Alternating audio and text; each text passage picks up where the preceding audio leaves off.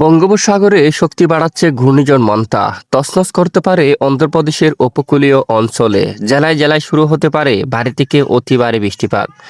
এই ঘূর্ণিঝড়টি কতটা শক্তিশালী হবে এবং কোথায় আঘাত আনতে পারে? এই ঘূর্ণিঝড়ের ফলে বাংলার কোন কোন জেলাগুলোর উপর ভারী থেকে অতি ভারী বৃষ্টিপাতের সতর্কতা জারি করলো তা জানিয়ে দেব ভিডিওটির মাধ্যমে। জানতে হলে ভিডিওটি শেষ পর্যন্ত দেখবেন। ভালো লাগলে লাইক করবেন।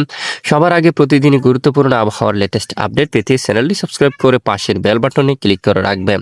আর ভিডিওটি কোন জেলা থেকে লাইভ দেখছেন কমেন্ট করে জানিয়ে দিন। সমাজের দর্শক বন্ধুরা, আজকের মধ্যে এই ঘূর্ণিঝড় মন্থা উপকূলীয় অঞ্চলে আঘাত আনার প্রবল সম্ভাবনা দেখা যাচ্ছে। বর্তমানে আমরা দেখতে পাচ্ছি একেবারে অন্ধ্রপ্রদেশের কাছাকাছি চলে এসে গেছে উপকূলীয় অঞ্চলের ঝড়া হাওয়া, দমকা বাতাস কিন্তু শুরু হয়ে গেছে এবং দপায় দপায় বৃষ্টিপাতই কিন্তু হচ্ছে।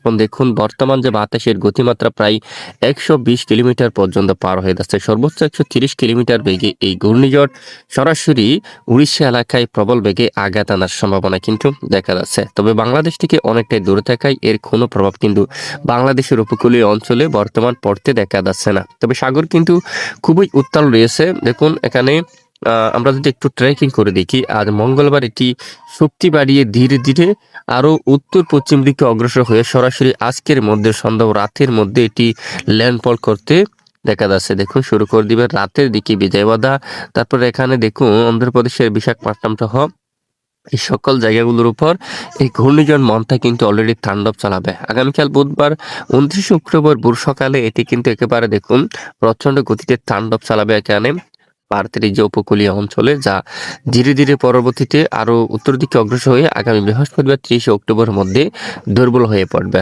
আর এদিকে আরব মহাসাগর বুকে একটি তৈরি হতে যাচ্ছে শক্তিশালী নিম্নচাপ। এটি দেখুন এটি ধীরে ধীরে উত্তর দিকে অগ্রসর হয়ে এটিও দেখুন এখানে ভারতের উপকূলীয় অঞ্চল অথবা এখানে কারাঞ্চি এখানে আঘাত আনার সম্ভাবনা কিন্তু দেখা যাচ্ছে। তো অবশ্যই আমরা নজর রাখবো পরবর্তীতে বঙ্গোপসাগরে নতুন কোনো নিম্নচাপ বা ঘূর্ণিঝড় তৈরি হওয়ার সম্ভাবনা থাকলে আপনাদেরকে জানিয়ে দেবো। আর এই ঘূর্ণিঝড়ের হাত ধরে বাংলার দিকে বেয়ে আসতে চলছে ভারী থেকে অতি ভারী বৃষ্টিপাত। তো কিরকম বৃষ্টিপাত হতে পারে বা কোন কোন জেলায় থাকতে পারে আসুন এক নজর দেখে নেওয়া যাক।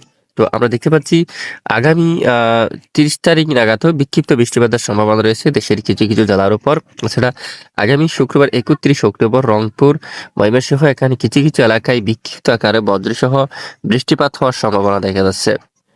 এরপরে শনিবার 1 নভেম্বর নাগাদ উত্তরবঙ্গের বেশ কিছু জেলার উপর ভারী থেকে অতি ভারী বৃষ্টি নিয়ে দুঃসংবাদ জারি করা হচ্ছে। পূর্ণিয়া থেকে শুরু করে আরারিয়া, কৃষ্ণাগঞ্জ এবং ঠাকুরগাঁও, পঞ্চগড়, রংপুর, কোচবিহার থেকে শুরু করে শিলিগুড়ি, সুরঙ্গা অঞ্চল, দার্জিলিং সহ উত্তরবঙ্গের জেলাগুলোর উপর ভারী থেকে অতি ভারী বৃষ্টিপাতের সতর্কতা কিন্তু জারি করা হচ্ছে। এদিকে রংপুর, আলিপুরদুয়ার, তারপর শিলিগুড়ি, পঞ্চগড়, ঠাকুরগাঁও অঞ্চল থেকে শুরু করে এখানে অধিকাংশ এলাকায় ভারী থেকে অতি ভারী বৃষ্টিপাত কিন্তু ধেয়ে আসতে চলছে।